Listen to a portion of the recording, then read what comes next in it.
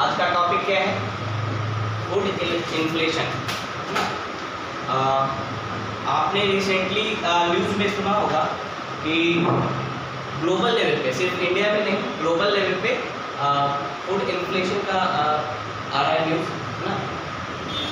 और ये food inflation क्यों हुआ है, तो इस पे हम लोग आज चर्चा करेंगे कि फूड इन्फ्लेशन का कारण क्या है और उसे कैसे हम टैकल कर सकते हैं। ओके, तो food prices around the world have सोared टू रिकॉर्ड लेवल, है ना, रिकॉर्ड लेवल पे फूड प्राइसेस बढ़ा है। This year as the Russia-Ukraine war slashes key exports of wheat and fertilizers from those countries at the same time as drought, floods and heat fueled by climate change claim more harvest। मतलब यहाँ पे इस statement में साफ पता चल रहा है कि जो फूड इन्फ्लेशन आया है, ठीक है, तो उसमें सबसे बड़ा रोल किसका है? रशिया यूक्रेन वॉर का। आपको पता है कि रशिया और यूक्रेन के बीच में वॉर चल रहा है और रशिया और यूक्रेन ने अपने एक्सपोर्ट को स्लैश किया है, मतलब कट किया है। वीट के जिनका जो उसका एक्सपोर्ट होता है, वीट एंड फर्टिलाइजर्स का, उसके एक्सपोर्ट को स्लैश किया है और उसके कारण ये फूड इन्फ्लेशन आया है। साथ ही साथ जो ड्रॉट, फ्लड्स या फिर हीट वेव जो क्रिएट हो रहे हैं, मैंने बताया था IPCC के रिपोर्ट में कि इस साल बहुत ज़्यादा हीट वेव्स आने वाला है ना। और साथ ही साथ ड्राउट का केस बहुत ज़्यादा है, ड्राउट की फ्रीक्वेंसी बहुत ज़्यादा बढ़ेगी, फ्लड की फ्रीक्वेंसी बहुत ज़्यादा होगी। क्यों? ड्यू टू क्लाइमेट चेंज, है ना। क्लाइमेट चेंज के कारण ड्राउट की फ्रीक्वेंसी बहुत ज़्यादा है। आपको पता है अभी न्यूज़ में कि आसाम में फ्लड आया हुआ है। एक तरफ पूरा नॉर्थ इंडिया हीट वेव से परेशान है, हम लोग भी परेशान है ना, और दूसरी तरफ आसाम फ्लड से परेशान है। तो फ्लड की फ्रीक्वेंसी बढ़ रही है, कहीं पे हीट वेव्स की फ्रीक्वेंसी बढ़ रही है, जैसे हमने पढ़ा था रिपोर्ट में कि अहमदाबाद और मुंबई में ज़्यादा हीट वेव्स आने वाले हैं। तो इसके कारण भी जो वीट का जो प्रोडक्शन हुआ है उसके यील्ड में भी कमी आई है। फ्लड, ड्राउट और हीट वेव्स के कारण भी वीट के यील्ड क्या होता है? प्रोडक्ट जो प्रोड्यूस हो रहा है उसमें कमी आई है। और दूसरा कारण क्या है कि रशिया यूक्रेन वॉर के कारण रशिया और यूक्रेन ने क्या किया है? वीट के एक्सपोर्ट को स्लैश कर दिया, कट कर दिया, है ना। तो वर्ल्ड में जो वीट का सप्लाई हो रहा था रशिया यूक्रेन के द्वारा, वो उसमें कमी आ गई है। तो पहला कारण ये है। दूसरा, पूरे वर्ल्ड लेवल पे फ्लड, ड्राउट और हीट वेव के कारण वीट का जो डोमेस्टिक प्रोडक्शन होता था उनका, उसमें भी कमी आई। तो इसके कारण पूरी तरह, और आपको पता है वीट एक स्टेबल फूड है, मतलब वीट एक बेसिक फूड है, फंडामेंटल फूड है ना। तो यहाँ पे हम कॉजेज ऑफ फूड इन्फ्लेशन देखेंगे, कारणों को देखेंगे। तो सबसे पहला क्या है? Russia Ukraine war. तो रशिया और देखिए, रशिया यूक्रेन वॉर से कैसे फूड इन्फ्लेशन, कैसे फूड के प्राइस को अफेक्ट किया है। रशिया और यूक्रेन सबसे हाईएस्ट वीट का प्रोडक्शन करता है वर्ल्ड में। रशिया और यूक्रेन मिलाकर हाईएस्ट वीट का प्रोडक्शन करता है वर्ल्ड में। सेकेंड नंबर पे इंडिया का नंबर आता है, ठीक है। वीट के प्रोडक्शन में सबसे दूसरे नंबर पे कौन आता है? इंडिया। फर्स्ट नंबर पे रशिया और यूक्रेन का माइनली आता है। तो चूंकि सबसे ज़्यादा प्रोडक्शन होता है रशिया यूक्रेन में वीट का, और साथ ही साथ वर्ल्ड में जो वीट का एक्सपोर्ट होता है उसका 30% कौन करते हैं? रशिया और यूक्रेन, ठीक है। रशिया और यूक्रेन क्या करते हैं?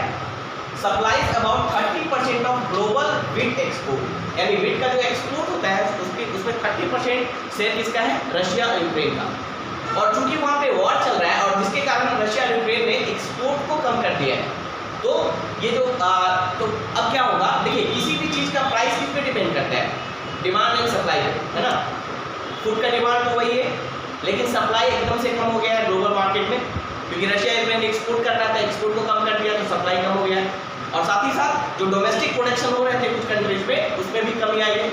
तो इसके कारण फूड इन्फ्लेशन बढ़ा है वर्ल्ड लेवल पे। दूसरा कारण क्या है?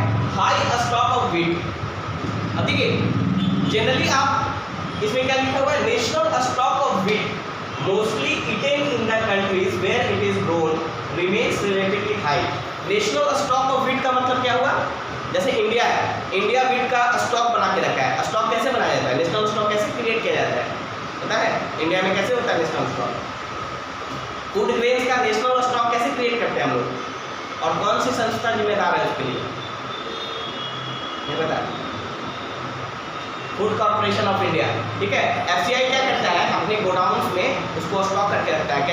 कैसे वो प्रोक्योर करता है, उसको कहते हैं प्रोक्योरमेंट, एमएसपी पे, है ना। किसी भी फूड ग्रेन्स के प्रोडक्शन से पहले या किसी भी एग्रीकल्चर प्रोडक्ट के प्रोडक्शन से पहले ही उसका प्राइस डिसाइड किया जाता है गवर्नमेंट के द्वारा, जिसे बोला जाता है मिनिमम सपोर्ट प्राइस।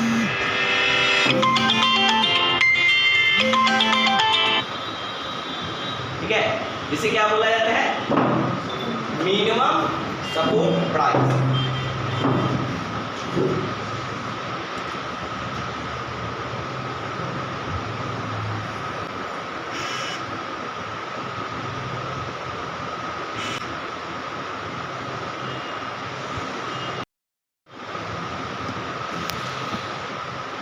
ठीक है, तो कैसे नेशनल स्टॉक क्रिएट होता है किसी भी ग्रेन्स का।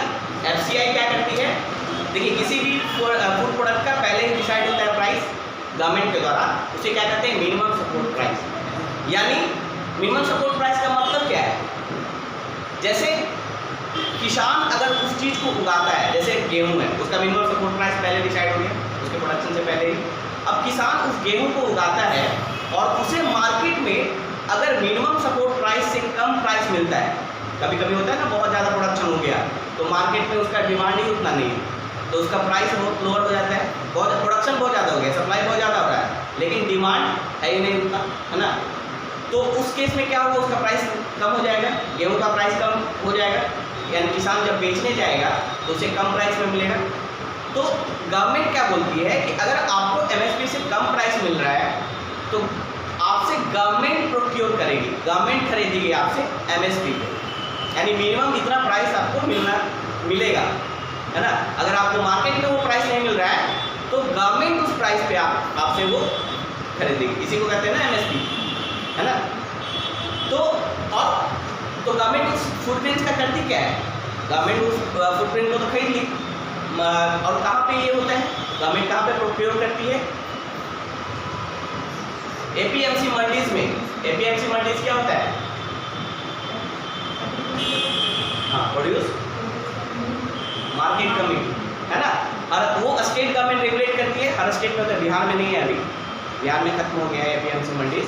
तो एपीएमसी मंडीज में, अब एपीएमसी मंडीज का क्या कंसेप्ट है, किसी भी किसान को कुछ बेचना है फूड ग्रेन्स तो उसे मंडी में ही जाके बेचना होगा, कहीं बाहर नहीं बेच सकता है ना। मंडी में, जिस मंडी में वो रजिस्टर्ड है उसी मंडी में जाके अपने प्रोडक्ट को बेच सकता है, और गवर्नमेंट वहीं पे उसी मंडी में जाएगी और उससे एमएसपी पे वो सामान खरीदेगी, प्रोक्योर करेगी। और उस फूड ग्रेन्स का गवर्नमेंट क्या करती है, एफसीआई अपने गोडाउन में उसको स्टॉक नहीं रखती है, जिसे नेशनल स्टॉक बोलते हैं, है ना। तो नेशनल स्टॉक वीट मतलब ये वीट जो एमएसपी पे खरीदी गई है किसानों से, जो प्रोक्योर की गई है, उसे एफसीआई अपने गोडाउन्स में रखती है। और इसका करती क्या है गवर्नमेंट, इस वीट का क्या करती है, जैसे नेशनल फूड सिक्योरिटी है हमारा, है ना, खाद्य सुरक्षा अधिनियम, जिसके तहत बीपीएल और एपीएल फैमिलीज को बहुत कम प्राइस पे वीट दिया जाता है, उसमें वो देती है।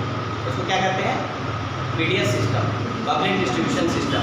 अब उसी को चेंज करके टारगेटेड पीडीएस बोला गया है ना। टारगेटेड मतलब टारगेटेड लोगों को दिया जाएगा, या कभी कभी फ्री में भी अनाज देती है ना। तो इन सारे अनाजों का वही काम करती है कि फूड खाद्य सुरक्षा इंश्योर करती है, फूड सिक्योरिटी इंश्योर करती है गवर्नमेंट, है ना, प्रोक्योर करते हैं।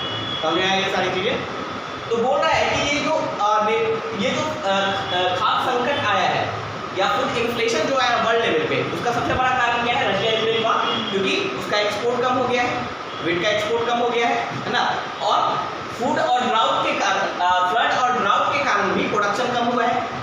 दूसरा कारण क्या बता रहा है, high stock of wheat, national stock of wheat, मतलब हर कंट्री अपने कंट्री में स्टॉक को बढ़ा रही है, नेशनल स्टॉक को बढ़ा रही है। तो वर्ल्ड लेवल पे तो सप्लाई नहीं हो पा रहा है वो, है ना।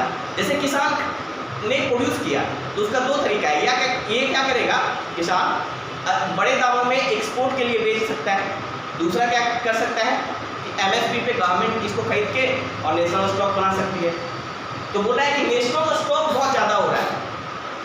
ये क्यों हो रहा है, खाद्य सुरक्षा, हर कंट्री चाह रही है कि हमारा खाद्य सुरक्षा इंश्योर है, फूड सिक्योरिटी इंश्योर है। तो हर गवर्नमेंट क्या कर रही है, हर कंट्री क्या कर रही है, नेशनल स्टॉक बढ़ा रही है अपना, उससे तो एक्सपोर्ट नहीं होगा, और एक्सपोर्ट नहीं होगा तो ग्लोबल मार्केट में व्हीट नहीं पहुंच पाएगा। तो ये भी कारण है फूड इन्फ्लेशन का ग्लोबल मार्केट में, कि हर कंट्री नेशनल स्टॉक को बढ़ाई जा रही है ना। तो पहला रशिया यूक्रेन वॉर, दूसरा highest stock of wheat. Okay, तीसरा क्या है, और क्या है तीसरा जो इम्पोर्टेंट चीज है वो है government failure to curb excessive speculation and ensure transparency of food stock. ठीक है, देखिए स्टॉक मार्केट में फूड स्पेकुलेशन होता है प्राइस को लेके, जैसे कि कोई गेहूं का प्राइस है ना, तो उसको पहले ही स्पेकुलेट किया जाता है कि ये बढ़ने वाला है या घटने वाला है, और उसको पहले ही स्टॉकिंग कर ली जाती है। समझ में आता है, जैसे कि लगने वाला है कि इस बार ड्राउट आने वाला है, तो पहले ही क्या करता है जो कंपनी रहती है वो गेहूं को या किसी भी ग्रेन्स को खरीद कर रख लेती है, स्टॉकिंग करती है ना, और उस पर स्पेकुलेशन प्राइस लगाया जाता है। तो स्पेकुलेशन अगर लगाया गया, स्पेकुलेशन का मतलब क्या होता है, अनुमान, कि लगाया गया कि व्हीट का प्राइस आगे बढ़ने वाला है, तो व्हीट को पहले ही खरीद के रख लिया गया, और मार्केट में व्हीट का सप्लाई नहीं है ना, इंटरनेशनल मार्केट में, तो क्या होगा, उससे व्हीट की प्राइस बढ़ेगी, है ना। सप्लाई अगर कम हो गया स्पेकुलेशन के कारण, स्पेकुलेशन मतलब अनुमान लगाया जा रहा है कि अब व्हीट हो सकता है महंगा होने वाला है, सभी ने अपना स्टॉक खरीद के रख लिया, है ना, तो उसके कारण भी प्राइस बढ़ता है। और इसमें गवर्नमेंट फेल हुई है इसको कर्व करने में, कर्व मतलब इसको कंट्रोल करने में, है ना, इसको रोकने में गवर्नमेंट फेल हुई है, तो ये भी रीजन है फूड इन्फ्लेशन का। ठीक है, अभी देखिए हुआ क्या है, रशिया यूक्रेन वॉर हुआ, तो रशिया यूक्रेन में प्रोडक्शन भी कम हो गया क्योंकि वॉर चल रहा है, और साथ ही साथ इन्होंने सप्लाई भी करना बंद कर दिया। कुछ ऐसे कंट्रीज थे जो सिर्फ एक्सपोर्ट पे ही निर्भर थे, खासकर व्हीट में। कौन कौन थे, जैसे इजिप्ट है, ठीक है, मिस्र है, या टर्की है, ये सब, और अफ्रीका की बहुत सारे कंट्री है जहाँ खाद्य असुरक्षा है, फूड इनसिक्योरिटी है अफ्रीकन कंट्री में, वहाँ भूखमरी की स्थिति है, वो पूरी तरह से निर्भर है किस पे, एक्सपोर्ट पे। तो उनको सबसे ज़्यादा घाटा हो रहा है क्योंकि फूड प्राइस बहुत ज़्यादा बढ़ गया, और मैक्सिमम अफ्रीकन कंट्री कैसे हैं, गरीब हैं, ठीक है, या तो लो डेवलप्ड कंट्री है या तो पुअर कंट्री है ना, जहाँ पे खाद की बहुत, आपने सुना होगा सोमालिया में, है ना, कि हमेशा खाद्य सुरक्षा होता है ना, फूड इनसिक्योरिटी आती है, माल न्यूट्रिशन होता है ना। तो अब इजिप्ट और टर्की पूरी तरह से, या अफ्रीकन कंट्री पूरी तरह से निर्भर थे किस पे, एक्सपोर्ट पे, क्योंकि उनके यहाँ प्रोडक्शन होता नहीं है, रेत है, पूरा रेत रेगिस्तान है। अब ये प्रोडक्शन, अब इंटरनेशनल मार्केट में वो सप्लाई नहीं हो रहा है एक्सपोर्ट, उनका प्राइस काफी बढ़ गया है। अब उन्होंने क्या किया, इंडिया से मदद मांगा, क्योंकि इंडिया सेकंड हाईएस्ट प्रोड्यूसर है व्हीट का, है ना, तो इंडिया से उन्होंने बोला कि आप अपना जो प्रोडक्शन हो रहा है उसको आप एक्सपोर्ट किया, मतलब एक्सपोर्ट को वो किया, और एक्सपोर्ट स्टार्ट भी हो गया था, बहुत पहले से एक्सपोर्ट चल रहा है। तो अब इंडिया में क्या संकट हुआ, इससे कुछ दिन से ये चल रहा था न्यूज में कि इंडियन जो फार्मर्स थे उन्होंने व्हीट का प्रोडक्शन किया और अच्छा ही प्रोडक्शन हुआ है इस बार, तो वो क्या करने लगे, उनको एमएसपी से ऊपर का प्राइस मिल रहा है। एक्सपोर्टर जो कंपनी होती है वो फार्मर से गेहूँ खरीदती है और दूसरे देश को एक्सपोर्ट करती है, जैसे कि इजिप्ट और टर्की ने मतलब एक्सपोर्ट करने के लिए डिमांड किया है ना। तो यहाँ के जो एक्सपोर्टर होंगे वो क्या करेंगे, फार्मर से व्हीट खरीदेंगे और उसको एक्सपोर्ट करेंगे बाहर, लेकिन वो कब करेंगे, जब एमएसपी से ऊपर का प्राइस देंगे वो, है ना, क्योंकि मिनिमम प्राइस तो गवर्नमेंट दे ही रही है, तो कोई भी एक्सपोर्टर को क्यों बेचेगा फार्मर, इसलिए ना कि एमएसपी से ऊपर का प्राइस वो देंगे। तो एक्सपोर्टर क्या करने लगे, उन्होंने देखा कि ग्लोबल मार्केट में व्हीट की सप्लाई बहुत कम हो रही है, तो उन्होंने क्या किया, एक्सपोर्टर ने जो इंडिया से एक्सपोर्ट करवाते हैं, उन्होंने फार्मर से एमएसपी से ऊपर वाले प्राइस पे खरीदना स्टार्ट कर दिया और फार्मर्स भी उन्हीं को बेचना स्टार्ट कर दिया, है ना। इससे दो चीज़ें हुई, एक तो एक्सप्लॉयटेशन भी हुआ फार्मर्स का, क्योंकि वो जो होता है अनरेगुलेटेड होता है, जो गवर्नमेंट को आप बेच रही है वो रेगुलेटेड होता है ना। तो बहुत लोगों को सामान लेके भी पैसा नहीं दिया गया, तो कई तरह से एक्सप्लॉयटेशन होने लगा फार्मर्स का। दूसरा क्या हुआ, नेशनल स्टॉक कम होता चला गया, नेशनल स्टॉक इंडिया का, क्योंकि हमें हमारा जो पॉपुलेशन है उसके हिसाब से हमें कुछ फूड स्टॉक चाहिए हमारे फूड सिक्योरिटी के लिए। तो उससे क्या हुआ कि गवर्नमेंट को कोई बेच नहीं रहा है किसान, कि गवर्नमेंट बात नहीं कर सकती है कि आप एमएसपी पे बेचेंगे, है ना। गवर्नमेंट सिर्फ ये बोलती है कि आपको अगर मार्केट में प्राइस नहीं मिलता है उस तरह का, तब आप एमएसपी पे बेचें, लेकिन उसको फोर्स नहीं कर सकते हैं किसान को, या आप हम ही को बेचें। तो सारे किसान अब एक्सपोर्टर को बेचने लगे, है ना, तो गवर्नमेंट के पास स्टॉक कम नहीं लगा। तो अभी कल का न्यूज़ है कि गवर्नमेंट ने अभी एक्सपोर्ट पे बैन किया है। गवर्नमेंट ने क्या किया है, एक्सपोर्ट पे बैन लगाया है, वीट के एक्सपोर्ट पे, ठीक है। और जो प्रोक्योरमेंट का जो एक पीरियड होता है उस पीरियड को बढ़ा दिया है प्रोक्योरमेंट का, है ना। गवर्नमेंट चाहती है कि अभी गेहूँ का प्राइस इंश्योर। अब यहाँ पे देखेंगे कि इंडिया का क्या सिनेरियो है, इंडिया में फूड इन्फ्लेशन क्यों आ रहा है। तो सबसे पहले ग्लोबल लेवल पे जो इन्फ्लेशन है उसी का असर है इंडिया में, है ना, पहला। दूसरा, जो हीट वेव्स आया है मार्च से, वो वीट के यील्ड को भी अफेक्ट किया है। जो हीट वेव्स आया है, जैसे हीट वेव आप देख रहे हैं मार्च के बाद स्टार्ट हो गया था हीट वेव, उसने वीट के यील्ड को भी अफेक्ट किया है।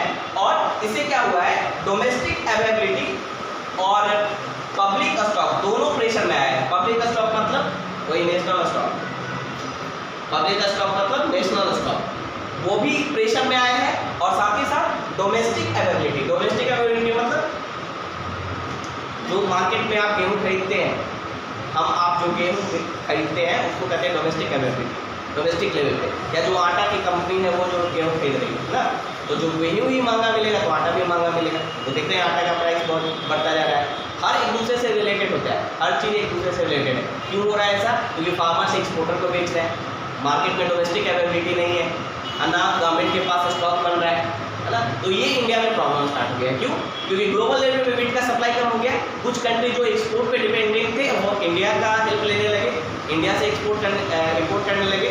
और इंडिया के एक्सपोर्टर फार्मर्स को लोन देकर, एमएसपी के ऊपर प्राइस देकर उनसे सारा मतलब स्टॉक ले रहे हैं वीट का। तो इससे दो घटा हुआ, एक तो डोमेस्टिक अवेलेबिलिटी कम हो गया। जैसे आप देख रहे हैं मार्केट में आटा, जैसे आप लोग तो खरीदते नहीं है, ठीक है, जो खरीदते हैं उनको पता है कि आटा का प्राइस लगातार बहुत ज़्यादा बढ़ रहा है ना। तो डोमेस्टिक अवेलेबिलिटी कम हो गया, इसके कारण उसका आटा का प्राइस बढ़ता जा रहा है। दूसरा, और गवर्नमेंट के पास भी स्टॉक भी कम हो गया, क्योंकि एमएसपी पे वो पेट्रोल खरीद नहीं रही, तो उसका नेशनल स्टॉक भी कम होता गया, पब्लिक स्टॉक, है ना। तो दो प्रॉब्लम आ रहा है इंडिया में। इसके अलावा, ठीक है, तो इसीलिए गवर्नमेंट ने क्या किया, centre has decided to slash wheat allocation and offer more rice under its flagship free grain scheme. Government का, सेंट्रल गवर्नमेंट का एक स्कीम है फ्री ग्रेन स्कीम, जिसमें मुफ्त में ग्रेन्स दिया जाता है। तो उसमें क्या उसने किया, वीट के एलोकेशन को कम कर दिया और क्या देने लगे, राइस, है ना। उसकी वजह ये थी कि वीट का जो अवेलेबिलिटी स्टॉक, पब्लिक स्टॉक वो कम था इंडिया के पास। इसके अलावा गवर्नमेंट ने एक्सपोर्ट पे बैन कर दिया। अभी कल ही का न्यूज़ है ये, लेटेस्ट कल रात का, कि government has put ban on export of wheat, wheat के एक्सपोर्ट पे बैन कर दिया है, ताकि वो डोमेस्टिक अवेलेबिलिटी हो। और प्रोक्योरमेंट के पीरियड को भी बढ़ा दिया गवर्नमेंट। अब गवर्नमेंट कुछ दिन तक और प्रोक्योर करेगा, जिससे उसका पब्लिक स्टॉक, नेशनल स्टॉक बढ़े, है ना। तो ये दो स्टेप लिया गया है। इसके अलावा देखिए, ये तो सबसे बड़ा रीज़न है वीट का। वीट के अलावा हाँ, और फूड इन्फ्लेशन का क्या कारण होता है, तो वो कारण होता है डीजल और पेट्रोल के प्राइस में वृद्धि। अभी देख रहे हैं कि लगातार इंक्रीज हो रहा है डीजल और पेट्रोल के प्राइस में, और उससे क्या होता है, जो ट्रांसपोर्टेशन कॉस्ट होता है वो बढ़ जाता है, और उसके कारण फूड इन्फ्लेशन आपको देखने को मिलता है। तो डीजल और पेट्रोल बढ़ेगा, और डीजल पेट्रोल का प्राइस क्यों बढ़ रहा है, वॉर के कारण भी, है ना, वॉर के कारण भी, क्योंकि रशिया भी बहुत बड़े लेवल पे ऑयल का सप्लाई करती है ना। तो ये जो कदम उठाए हैं गवर्नमेंट ने, तो आप इसमें इनिशिएटिव में भी लिख सकते हैं गवर्नमेंट की इनिशिएटिव क्या लिया है, इनिशिएटिव, ठीक है। अब देखिए, इसके अलावा वीट के अलावा मेज का जो एक्सपोर्ट का भी डिमांड बढ़ गया है, ठीक है, वर्ल्ड लेवल पे मेज के भी एक्सपोर्ट का डिमांड बढ़ रहा है। तो जो किसान है वो एक्सपोर्टर को बेच रहे हैं मेज, है ना, और उसके कारण क्या हो रहा है, प्राइस इंक्रीज हो रहा है मेज का। तो वीट के अलावा मेज का भी प्राइस इंक्रीज हो रहा है, और उसका कारण यही है कि एक्सपोर्ट का डिमांड बढ़ रहा है। क्योंकि डिमांड बढ़ेगा, किसान ऑब्वियसली एक्सपोर्टर को बेचेंगे जब तक उस पर बैन ना लगे। अभी तो सिर्फ वीट पे बैन लगाया है, मेज पे नहीं लगाया, ठीक है। इसके अलावा अब देखिए, मेज का प्राइस बढ़ेगा और ऑयल केक का प्राइस बढ़ेगा। ऑयल केक क्या होता है, आप जानते हो, ऑयल केक या ऑयल मिल्क क्या होता है, खल्ली, आप जानते हैं, खल्ली जानवरों को खिलाया जाता है। जब ऑयल गिराता है ना, इंडिया ऑयल का बहुत प्रोड्यूसर है, बट मैक्सिमम वो एक्सपोर्ट कर देता है ना, मैक्सिमम एक्सपोर्ट कर देता है, एक्सपोर्ट का डिमांड बढ़ रहा है। इसके कारण ऑयल की कमी के कारण भी जो ऑयल मिल है, ऑयल मिल मतलब वही ऑयल केक बोला जाता है उसको, खल्ली काला काला होता है, इतना देखा होगा जानवर खाते हैं है ना, तो ऑयल केक होता है, तो उसके प्राइस में भी वृद्धि हो रहा है। अब सोचिए इसके प्राइस में वृद्धि होने का क्या इफेक्ट हुआ, जानवरों को खाना नहीं मिल रहा है, मेज खाते हैं मेज नहीं मिल पा रहा है, ठीक है, ऑयल मिल नहीं मिल पा रहा है, ये पूरे वर्ल्ड लेवल पे हो रहा है, इंडिया में भी ये चीजें, तो उसके कारण क्या हो रहा है, inflation in milk egg and meat. समझ रहे कहाँ से चीजें जुड़ी रहती हैं, मेज का प्राइस बढ़ रहा है और साथ साथ ऑयल का प्राइस बढ़ रहा है, तो ऑयल जो खाने वाले जो तेल होता है उसी से बनता है ऑयल मिल, खल्ली जो बोलते हैं ना, और उसके उनको भोजन नहीं मिल रहा है तो उनका एल्ड कम हो जा रहा है जानवरों का, और उसके कारण मिल्क एग एंड मीट बढ़ रहा है। तो ये पूरा सिनेरियो सब मिलाकर फूड इन्फ्लेशन बढ़ा रहा है इंडिया में, है ना, जो कि सस्टेनेबल नहीं है, मतलब बहुत दिनों तक इसको सस्टेन नहीं किया जा सकता है। और इसमें ये बोला जाता है कि पॉवर्टी इज द, जो गरीब होता है ना उसको सबसे ज़्यादा झेलना पड़ता है ना, गरीब जो होता है वो उसको सबसे ज़्यादा झेलना है, इन्फ्लेशन का सबसे ज़्यादा मार किसको जाएगा, गरीब लोगों को, है ना। तो जैसे आपने जैसे रोटी की बात करें है, देखिए है छोटी छोटी चीज़ें, लेकिन एग्जामिनेशन में आपको लिखना है, ऐसा नहीं है कि जैसे रोटी की बात करें तो पहले 6 या 7 रुपये की रोटी मिलती थी, अब 10 या 11 रुपये की रोटी मिलती है एक रोटी। अब सोचिए गरीबों का क्या होगा, एक रोटी उन्हें 10 रुपये में मिल रहा है, 5 रोटी भी वो नहीं खा पाएंगे, 50 रुपये लगेगा उनको सिर्फ रोटी खाने, है ना। तो इन्फ्लेशन क्या है, is a burden on poor, inflation का सबसे बर्डन किस पे होता है, पुअर्स पे होता है। इसीलिए गवर्नमेंट को क्या कदम उठाना है, एक और ये कदम सही उठाया है कि एक्सपोर्ट को बैन किया है, ताकि डोमेस्टिक लेवल पे अवेलेबिलिटी हो, क्योंकि प्रोडक्शन तो बहुत हो रहा है, ठीक है, इंडिया में, और साथ ही साथ पब्लिक स्टॉक बढ़े, मेज के लिए भी उसे करना होगा ये काम, है ना। हाँ, यहाँ पे एक चीज राहत की सांस ये है कि शुगर का प्राइस नहीं बढ़ा है, शुगर का एक्सपोर्ट बढ़ा है, एक्सपोर्ट का डिमांड, बट प्राइस नहीं बढ़ा है, क्यों, क्योंकि प्रोडक्शन बहुत ज़्यादा हो रहा है, प्रोडक्शन शुगर का बहुत ज़्यादा है इंडिया में, अनएक्सपेक्टेड, है ना। इसके कारण एक्सपोर्ट होने के बावजूद भी शुगर अवेलेबल है हमारे डोमेस्टिक मार्केट में। तो इस तरह से एनालाइज करके आपको लिखना होगा एग्जामिनेशन में, हर एस्पेक्ट को समझाना होगा, तभी आपको मार्क्स मिलेगा। क्या दिक्कत है, वर्ल्ड ग्लोबल लेवल, हमेशा कोई भी क्वेश्चन में दो चीज़ें देखी जाती है, एक इंटरनेशनल लेवल पे क्या चल रहा है और उसका इफेक्ट इंडिया पे क्या चल रहा है, तो इंडिया को जरूर मेंशन करना है वहाँ पे, है ना। अच्छा, अब यहाँ पे बात करते हैं कि इसको कैसे ठीक किया जा सकता है। एक तो सड़क काउज है, एक तो मतलब क्या बोलते हैं उसको, एक्सटर्नल काउज है,